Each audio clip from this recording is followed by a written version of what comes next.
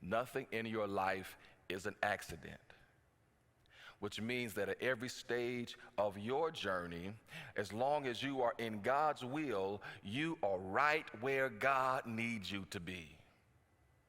Today, you are right where God needs you to be. I know that's hard for some people to hear. Now, it might seem like time is wasting, but you are right where God needs you to be. It doesn't always feel good. It's not always the most exciting. It's not necessarily the most lucrative, but when you are in God's will, at every stage of the journey, you are right where God needs you to be.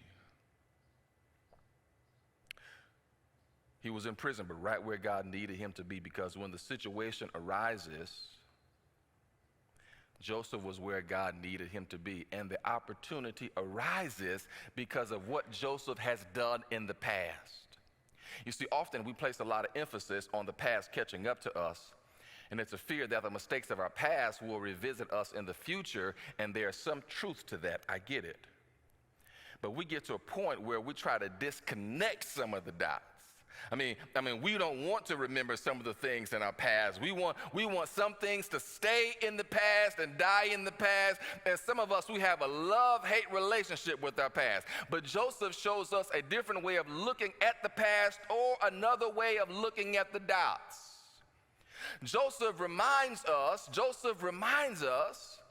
that the past doesn't just haunt us, but the past can bless us. The reason why Joseph's name is mentioned is not because of what he's done presently, but is based on what he's done previously. His name is recognized for something that he did for someone 2 years ago. The reason his name gets called out of prison is based on the deeds of his past that come back to bless him. And this is how the dots are connecting in his life.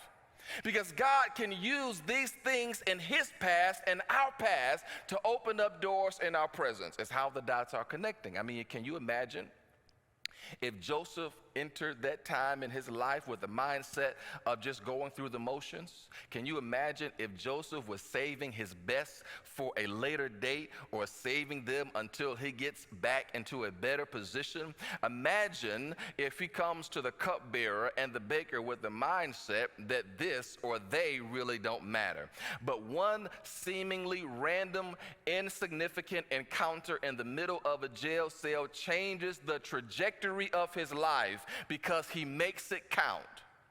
And it has the potential to change ours, because you never know what part of your past will be revisited. I mean, while he was waiting, not wasting in prison, how he treated random persons in prison mattered. With no one watching, with no one keeping score, he made that moment in his life count. He took the time, he listened, he inquired, he interpreted, and all I'm simply saying is this: make it count.